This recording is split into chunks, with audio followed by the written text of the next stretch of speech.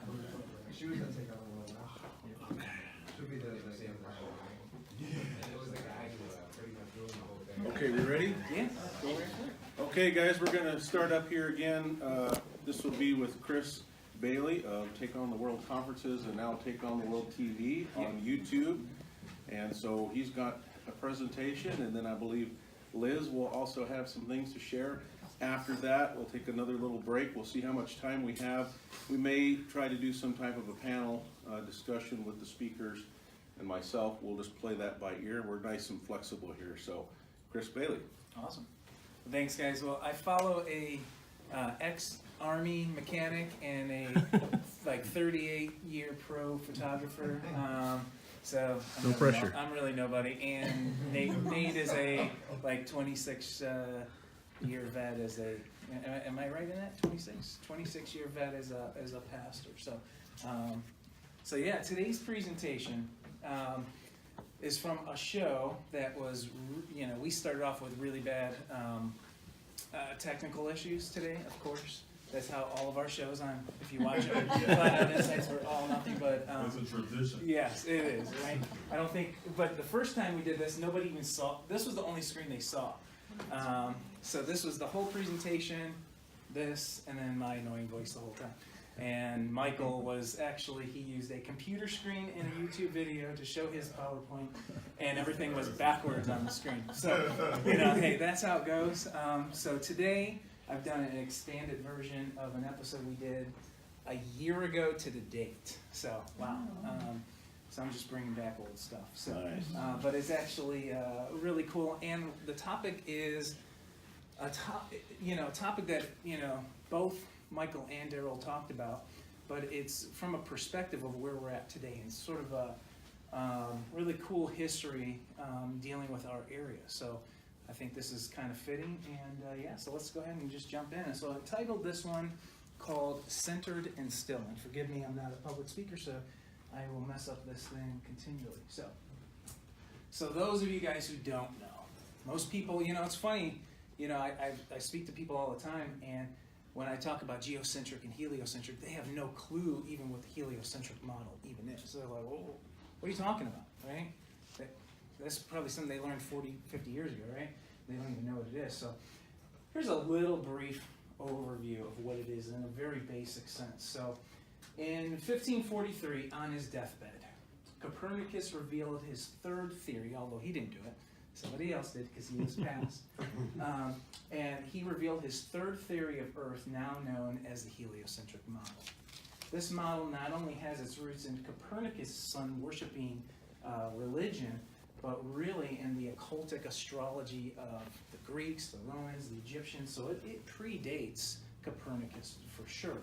So oftentimes a lot of us in the community, we look at this and we say this is the origins of it, but we know it actually is much earlier. And Michael did a great job in the previous video that we did, so go back and watch that. But here's some of the real basics. The sun is the center of the universe. The Earth and the moon, the planets, along with their moons, all orbit around the sun. The spherical Earth moves at 60,000 miles per hour throughout space, while also spinning at, what'd you say, Daryl? It was 1,039, is that what you said? Mm-hmm. Miles per hour on its axis. So here's a really big part. And then this is pretty much everybody's the basics, but one of the very fundamental aspects, it is so fundamental, so vital, so overlooked. It's the aspect that the heliocentric model is that the sun must be formed first. It's foundational. I don't know how much we can, really expound on this part, but if the Earth was formed before the sun, the whole thing is gone, right? So, and what science tells us, if you go to the museums, the sun is 4.6 billion years old, and the Earth is 4.5 billion years old, right? So, we got this idea of some astronomical number that we can't even fathom in our head.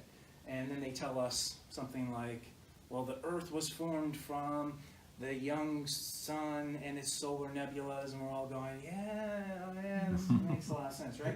But if that principle is off, the whole thing is off. So let's just keep that in mind as we go forward. So what is the geocentric model? And this one, pretty much nobody has a clue of when you talk to them out there.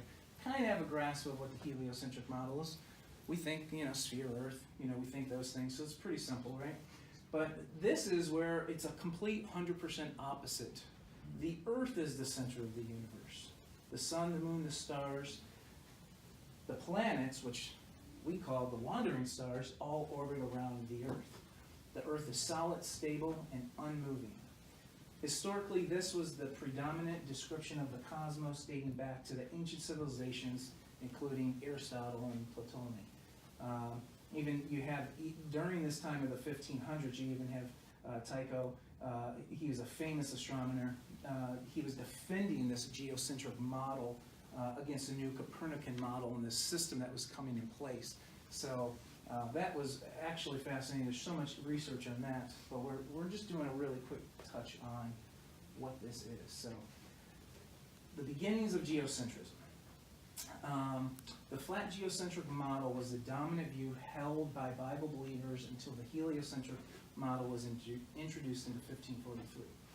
This new idea caused believers to change from a literal reading of the scripture to more of a figurative scripture, which is still what we held today. So if Michael was telling me a story of his church service today, and it was all about the heliocentric model and how we can read these things, literal verses figuratively. This is how we get this interpretation.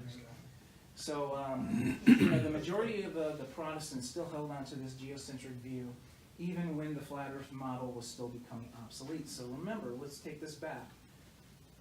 The flat earth geocentric was the predominant view for a long, long time. Yes, we have all sorts of things that were facing out the flat earth, but eventually the flat earth completely just started going from our pictures.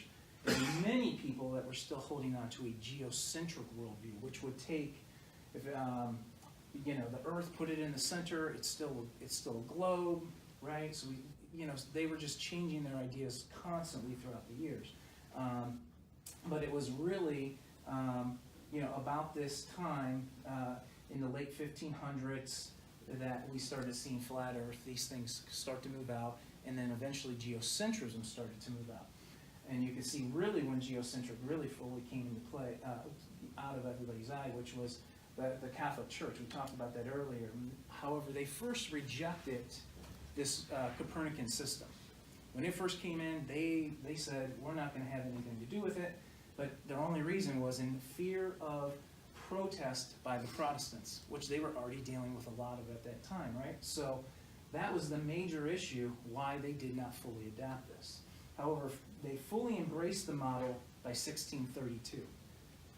Interesting to note, as you see, the church taught both models still in their school systems till around 1822, when they finally were forced to throw out the geocentric model altogether and adapt this heliocentric model. The next rise of geocentrism, so we have from 1543 to about 1822, you had a kind of a teetering effect. Flat Earth was gone, but geocentric, heliocentric, we had still sort of a debate going on at this point until they finally kind of put the kibosh on the whole thing, 1822. But it was the late 1800s is when the next rise of the geocentrism, the flat Earth, came, and that was through the periodicals known as The Earth is Not a Globe and Zetetic Astronomy. So this became the revival. The geocentric flat Earth revival of the late 1800s, which really was 1880s, 1890s is really when this started to hit, went back to the biblical model of the Earth. Although it wasn't just a biblical awakening, it was also supported by scientific evidence. Their arguments hold true and still are valid today. I mean, if you read some of these periodicals, you'll find the tests that we are all talking about, how we do lake tests, how we can see further than we can see from lighthouses and bridges. They were doing all this stuff right back here in the late 1800s. Although this was a very short-lived revival, their work would go on, obviously, to inspire many modern geocentrists and a group called Flat Earthers today. So validated by science. The geocentric model was not proven. or the heliocentric model was not proven. So these men, they all went out, except for here in 1838. All these men, they went out to prove the testings of the heliocentric model. They were heliocentric men. They loved the idea. You know, we have the Michelson-Morley experiment. We talked a little bit about that. The Michelson-Gale, Sagnan experiment. You know, Airy's failure. It's not called Airy's success. It's called Airy's failure because they failed to detect the move of the Earth. Starlight moves through the telescope, and the Earth remained stationary. The Michelson-Morley, no rotation of the Earth. Michelson-Gale, the ether moves, not the Earth. The Sagnan experiment, the light travels through the ether, no vacuum exists. This one was done by Robotham, and that's the famous 1838 Bedford level. That was zero curvature. There's a little diagram over there. 6 miles of the canal. So everybody probably in this room is familiar with that. Yeah. I wanted to ask you about Airy's failure. Yeah. Is that one where they tilt it 5 degrees and fill it with water? Is that the, or is that something different? No, this is where they could detect the light moving throughout their. It's kind of a technical, very technical. It built this entire apparatus. Yes, just and to pass these prisms and everything, just to pass the light. Oh, I saw that. See Yes. what happened, Yeah. yeah, yeah. And so what that ended up proving is that, you know, that the starlight was moving. So they yanked in Einstein's theory of relativity Well, to explain it? Well, exactly. So, well, here's where the debunking begins. So all those experiments, yeah, no, great question. So, you know, all those experiments, specifically the Michelson-Morley experiment, you know, proved that, you know, that we were stationary. They could not prove that. Even with scientific evidence and biblical backing, the geocentric view was quickly debunked, you know, through this realm that was coming up. All these periodicals, the experiments, the tests. It was quickly debunked by Einstein's theory of relativity. This theory determined that the laws of physics are the same for all non-accelerating observers, and he showed that the speed of light within a vacuum is the same no matter the speed at which an observer travels. Right? So we're all going, huh? Right? What's going on here? However, all the previous experiments proved otherwise. They all proved otherwise. They were all failures, what they were trying to do. We see them as successes. They view them all as failures because they could not prove these things. So this is you needed a theory to get you to understand how these things worked, right? So just like the theory of evolution, and it takes place without any real evidence, without any hard, you know, core proof, it still becomes the predominant view, just like in this case, the theory of relativity wins. Geocentricity, all these other things start to go out the window. And so now we're starting to see a timeline. Well, And Chris, basically theory is then accepted and taught as fact. as fact. Right? And then this is the beginnings of all this theoretical stuff, you know, the Michio Kakus today, all of this Absolutely. stuff. You know, it all started where now you got these smart guys with these theories, they must be correct. Right. It's just like the Hinkle map, or the chart, the Hinkle chart. If you guys have seen that, that's the famous evolution chart where it shows all the different embryos, and that came out to be completely fraudulent. Yet it's still in school books today. Right? So we can still go with lies after lies after lies. We don't have to tell anybody about these experiments that failed. We can talk about the theory of relativity, and then we know these as facts, right? So the resurgence of modern geocentrism. A lot of us wouldn't be here without this next realm of the resurgence. In 1967, so we're going to flash forward big time here. There's a Canadian schoolmaster, his name was Walter Van de Kamp. He circulated a geocentric paper entitled The Heart of the Matter, and it went out to about 50 Christian individuals and institutions. From these seeds grew the Tychonian Society and its journal, Bulletin of the Tychonian Society. In 1984, Van der Kamp retired as leader of the Tychonian Society, and Jarvis Briot, an astronomer with a PhD from Case Western Reserve, succeeded him. If you guys don't know, Case Western Reserve is right here in Cleveland. We're going to be talking about that in a second. In 1990, Briot reorganized the Tychonian Society as the Association for Biblical Astronomy and changed the name of the bulletin to the Biblical Astronomer. Briot's book, Geocentricity, has been described as the most sophisticated defense of geocentricity ever published. With the rise of geocentricity, egocentricity.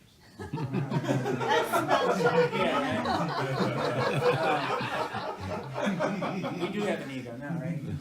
Including Briot's earlier with Every Wind Doctrine. These are books that you can pick up, by the way. Walter Van de Kamp's book here, and Marshall Hall's The Earth is Not Moving.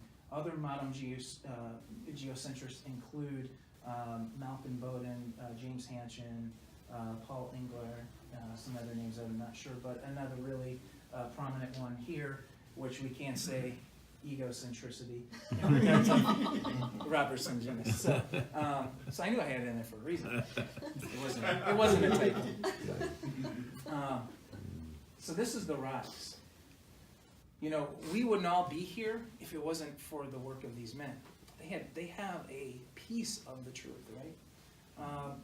But here's something that I found so interesting. This was the what I call the geocentric Cleveland connection. And right here, the Michelson-Morley experiment. This took place in a place we now call Case Western Reserve in Cleveland, Ohio. So their failed heliocentric experiment was the start right here in Cleveland. We had professors James Hansen of Cleveland State University and Jarvis Briot of Case Western Reserve in Cleveland, and Bald and Wallace of Berea, Ohio, which is about 5 minutes from where we live. That's Jarvis right there. Jarvis is still living. He teaches at a church in Aurora, Ohio, and he is the most predominant geocentrist in the world,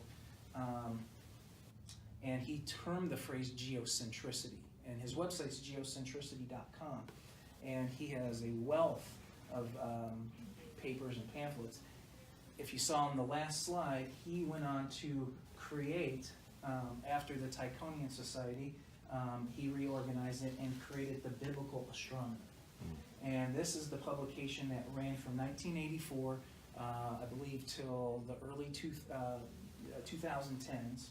So this publication went out everywhere, you know, pretty much within biblical circles. A lot of Baptist, Mennonite communities, pretty much anybody who was taking a biblical stance. Now remember, these are the heads of the astronomy programs at these prestigious colleges. These aren't just your fly-by-night YouTubers, you know, people we often get mocked and made fun of, right? But here are some people who have PhDs, who not only just have PhDs, but they teach the courses and the classes, right? And these men, as a host of them, and I'm just talking about the ones here in Cleveland, this publication was published right here in Cleveland, Ohio, going all around the world.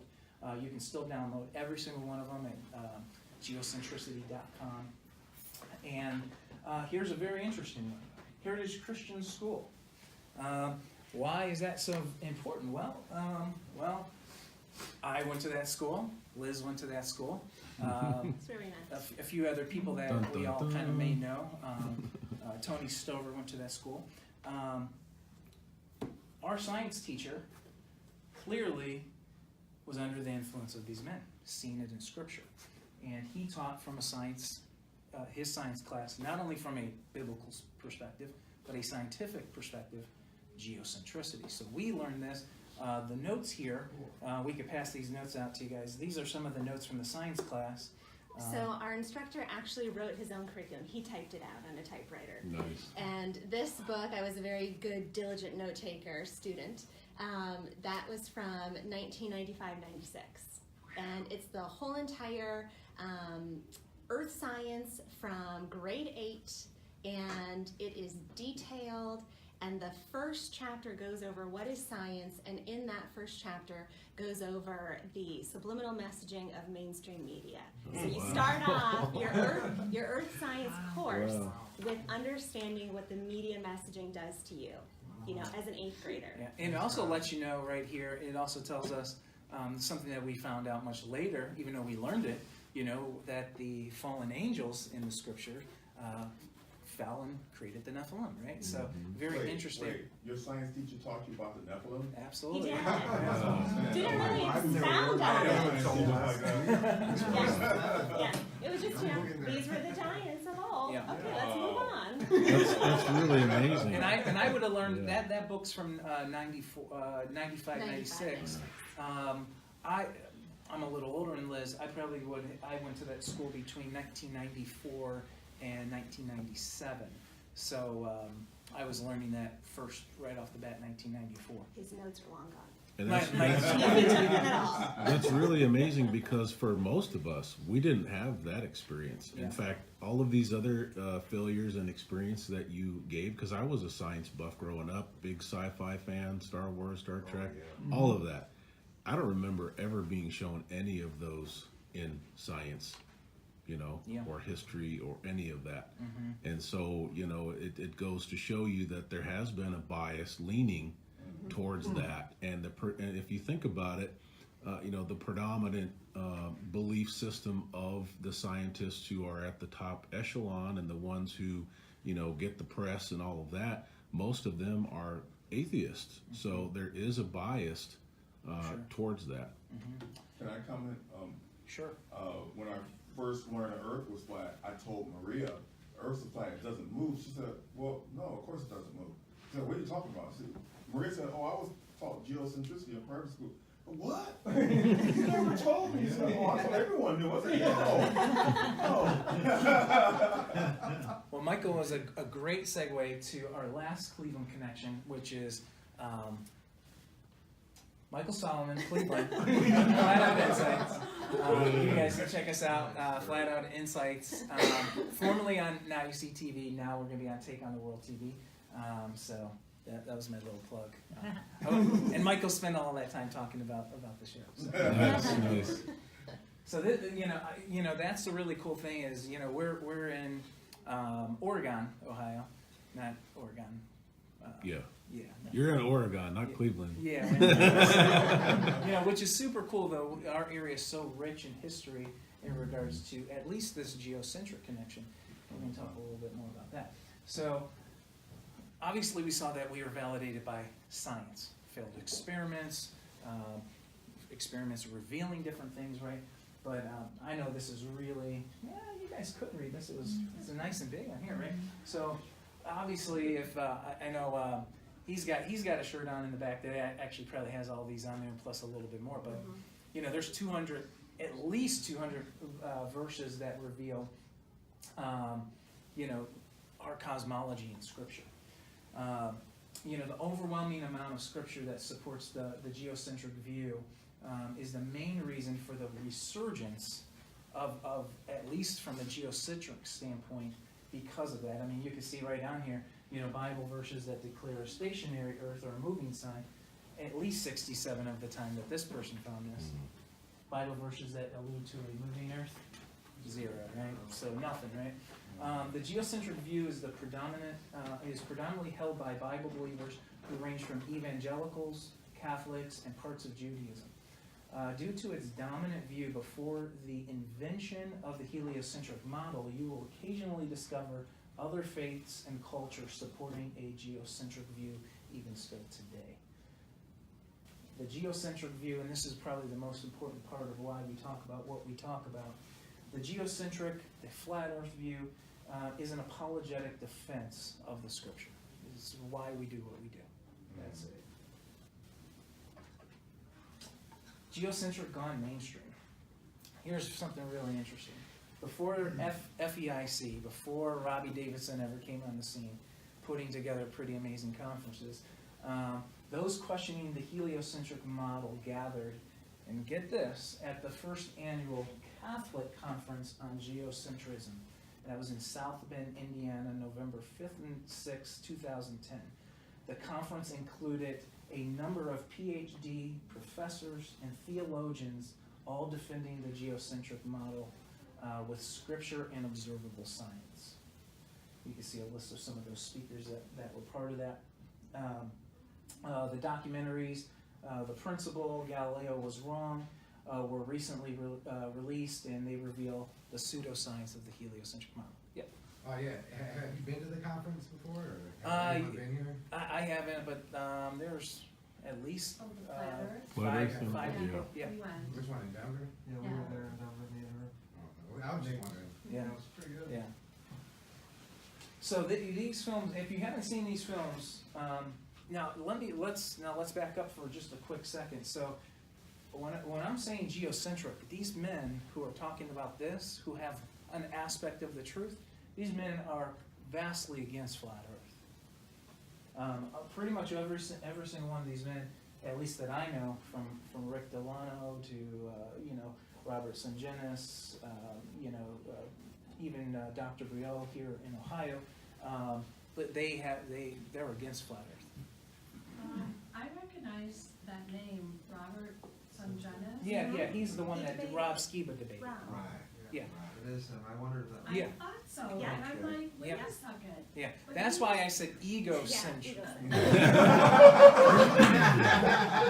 sitting here going, wait, wait. Yeah, Rob was flat Earth, he wasn't. right. What's But he's going on? full-blown geocentric.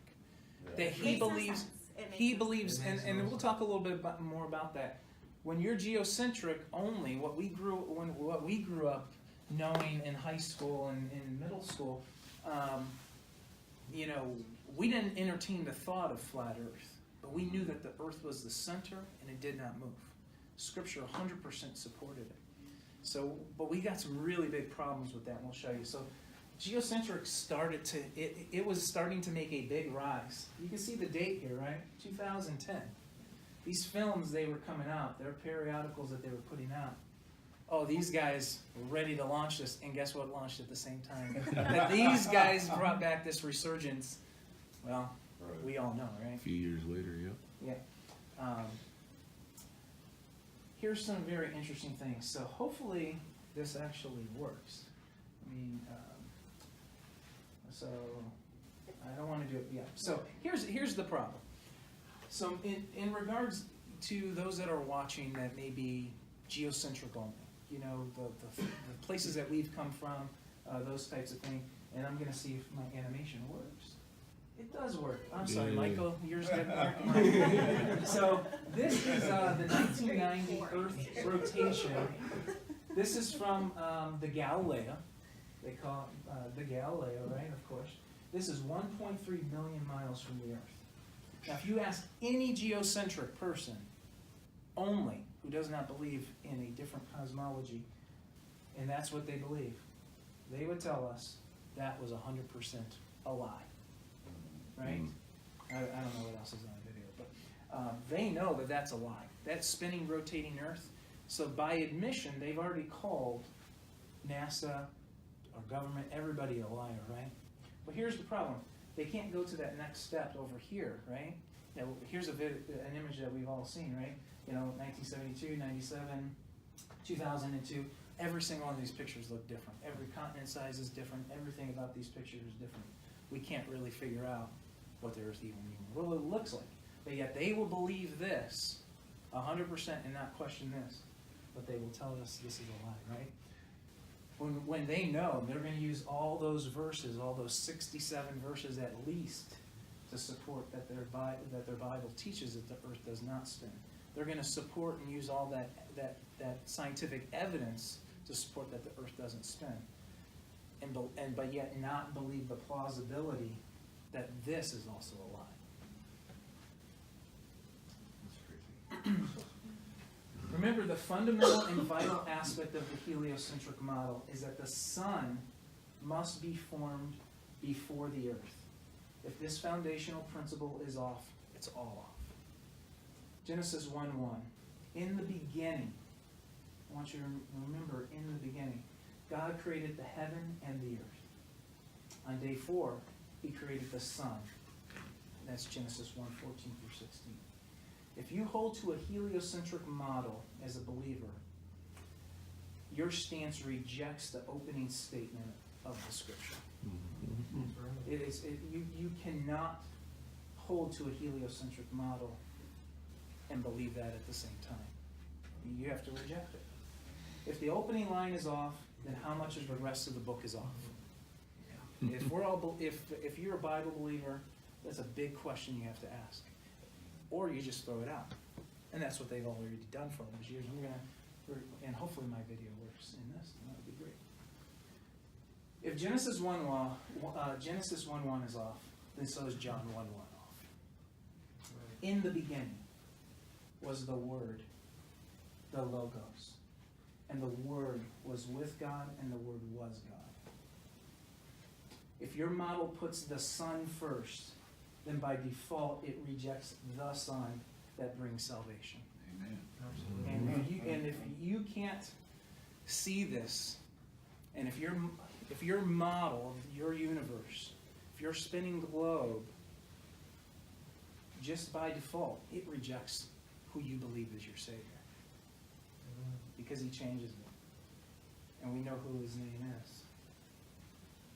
If you believe the earth is young, now here's the big challenge. To those that are out there who say, you know what, no, I know that the earth had to come first. Right? And you believe that it's young, right? Because we're not going to be sitting here saying earth is 4.5 billion years old, right? It's ridiculous, right? You know? If you believe that the earth is young and it came before the sun, while still holding on to the rest of the heliocentric model, you neither have a biblical model nor a scientific model. You have your own version of the earth that can't be supported by either. And it's so true, right? I'm going to let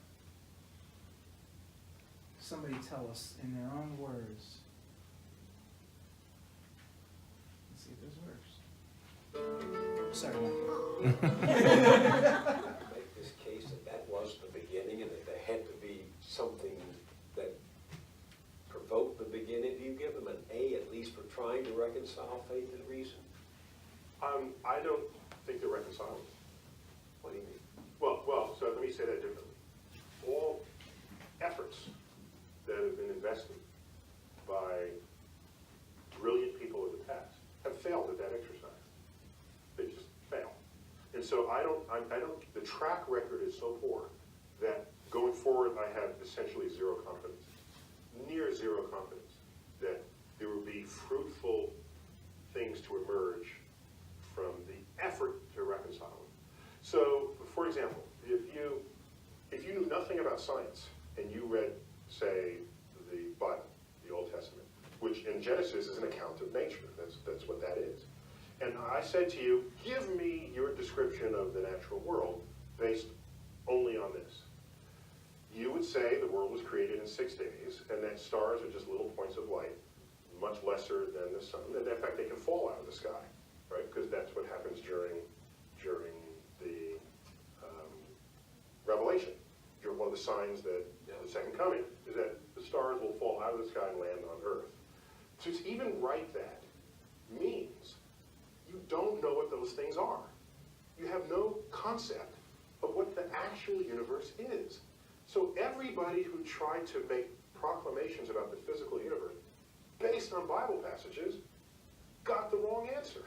So what happened was, when science discovers things, and you want to stay religious, or you want to continue to believe that the Bible is unerring, what you would do is, you would say, well, let me go back to the Bible and reinterpret it. Then you say things like, oh, they didn't really mean that literally, they meant that figuratively. So this whole sort of reinterpretation of how figurative the poetic passages of the Bible are came after science showed that this is not how things unfolded. And so the educated religious people are perfectly fine with that. It's the fundamentalists who want to say that the Bible is the literal truth of God, and want to see the Bible as a science textbook, who are knocking on the science doors of the schools, trying to put that content in the science. Enlightened religious people are not behaving that way. They're saying, yes, science is cool, we're good with that. And use the Bible to get your spiritual enlightenment and your emotional fulfillment. I have known serious religious people, not fundamentalists, who were scared when Carl Sagan opened his series with the words, "The cosmos is all that is, or ever was, or ever will be." I mean, that scared them, because they interpret that to mean that if this is it, there's nothing else. No God and no life after. For religious people, many people say, well, God is within you. Or God, there are ways that people have shaped this, rather than God as an old, gray-bearded man in the clouds. So if God is within you, what I'm sure Carl would say, in you, in your mind. In your mind, and we can measure the neurosynaptic firings when you have a religious experience.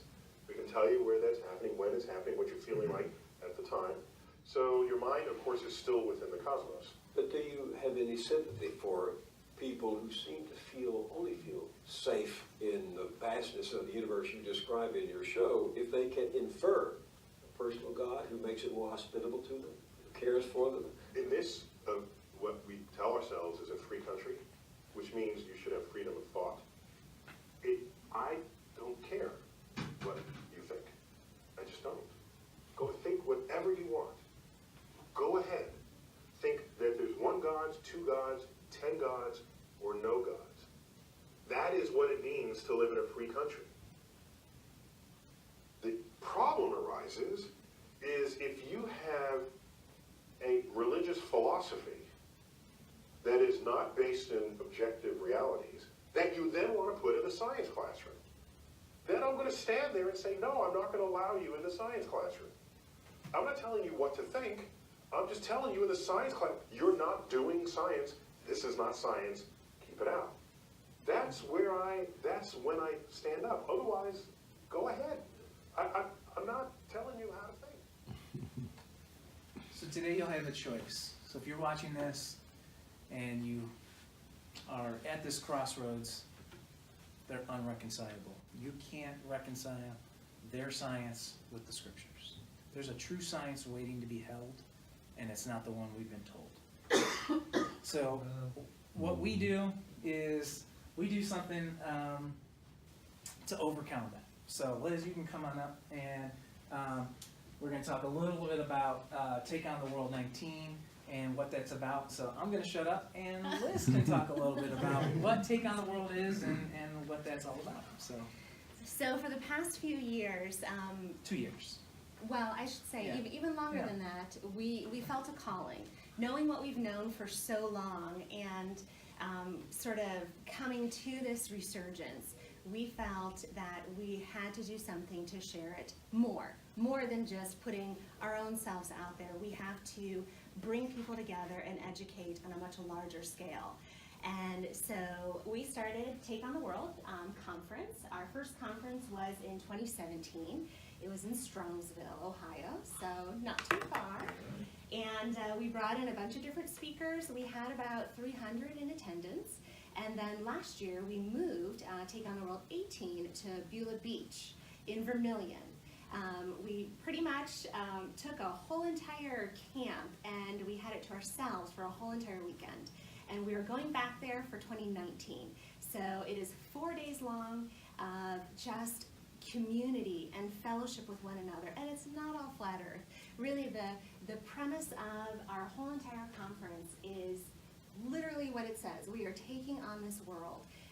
We come from a biblically based background in where we talk about everything coming from Scripture, whether it's the giants of old and what that has happened to the history, as well as end times, what's happening now today that's going to affect us.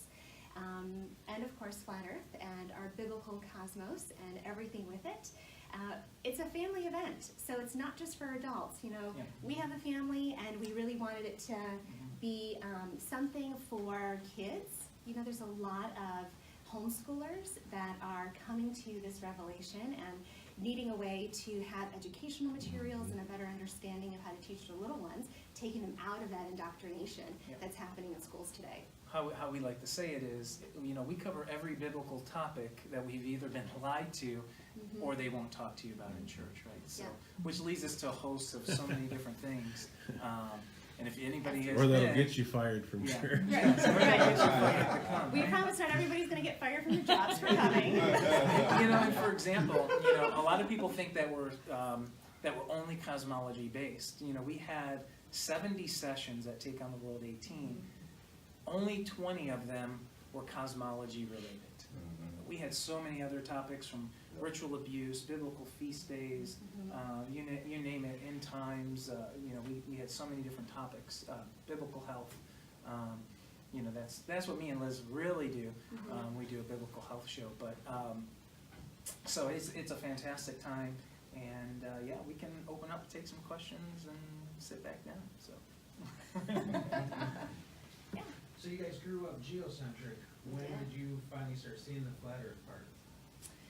Well, you know what? Let me explain that. With a So, follow-up question, how did you combat that with the rest of the world believing heliocentric? okay, great question. Well, see that. Here's the thing.